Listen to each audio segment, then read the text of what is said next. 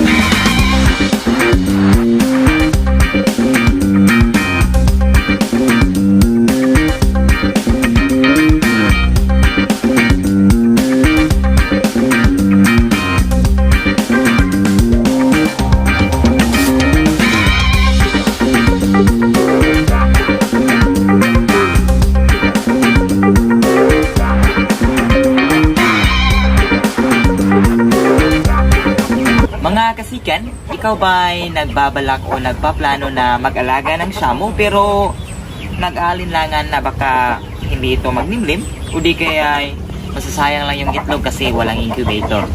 So mga kasikan, kung yun po ang na-feel niyo ngayon, para sa inyo po ang gagawin naming mga video. So mga kasikin, ito nga pala isang shamu hotako po. So atin mo na itong ilagay sa kanyang lalagyan. Samahan niyo po kami. Atin pong hutako po na white wheat din ay atin pong ipinrate po sa ating umpo po na kanawayon. Ayan po. So sa katunayan mga kasiken, tingnan niyo po, meron na po silang isang itlog nandyan po sa ilalim. Ayan. Okay, that's good po. So mga kasiken, ayun nga, kung ikaw po ay na-worry o natatakot po na baka hindi maglilim yung mga shamu, so again, worry no more mga kasikin sapagkat ang shamu po ay 100% po naglilimlim. So, before po namin ipapakita sa inyo ang ebidensya po na naglilimlim yung mga shamu, so samahan niyo muna ako. Magpapainom po muna tayo sa ating po mga alagang shamu. Atin mo nang bigyan ng patubig. Tara po.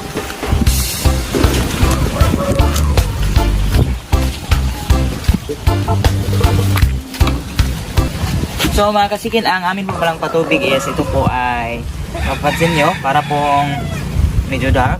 So sapagkat ito po ay isang upgraded po na probiotic. Ang ginagamit po namin ay isang fermented po na pomelo, fermented fruit juice ng pomelo. At the same time yung ginawa po naming homemade na probiotic. So amin po hinahalo para po ma-upgrade natin. Ito, very healthy po na patubig sa ating mga alaga. So ngayon, magbibigay po tayo sa ating mga breeders at sa ating pong mga stud at po.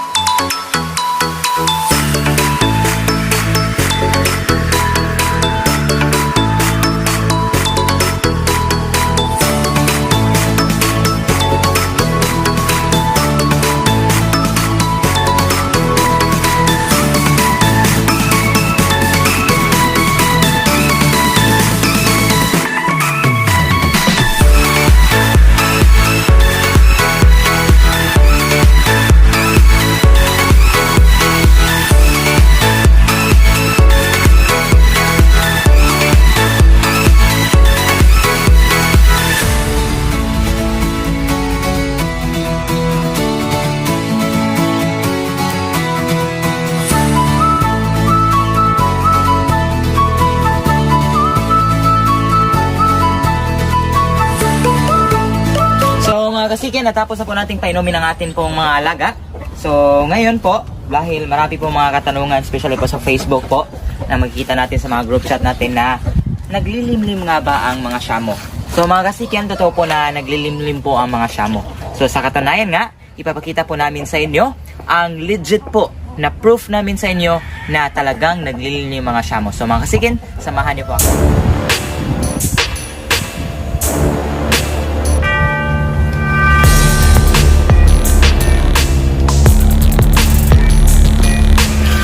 Mga kasiken, welcome back. At ayun nga, nakikita nyo po. Okay, again.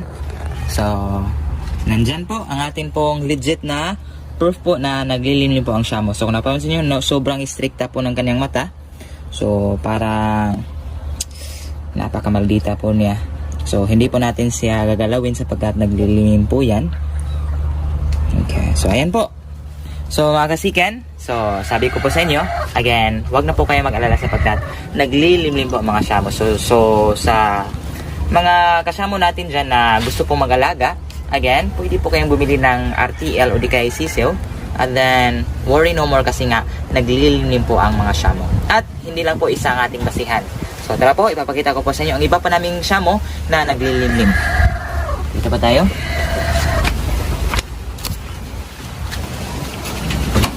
So, ito po ang pangalawang proof natin. Ayan. So, medyo maldita po yan. Sobrang stricta ng kanyang mata. Okay, ang ating pong black tanaka po. Okay, naglilimlim din po yan. So, meron niyang siyam na itlog po. Okay. The same thing, hindi natin gagalawin para po hindi po maabala natin sila sa kanilang paglilimlim. At again mga kasiken, hindi lang po dalawa po ang proof natin but 3. So tara po, punta po tayo sa amin pong sariling bloodline. So ang bloodline pong ito is homebreed po namin. So kami po ang naglikha nito. Ito pong tinatawag naming Tanaka Blues po. Ayan, so naglilimlim po yan. Still meron din yang 9X po. Okay. So ito po ay isang Tanaka Blue po. So ang ama po nito is yung pure Tanaka natin at yung inahin is yung Indian Shamo Blue.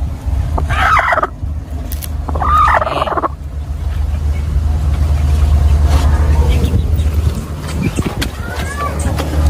So isara natin mga kasiken.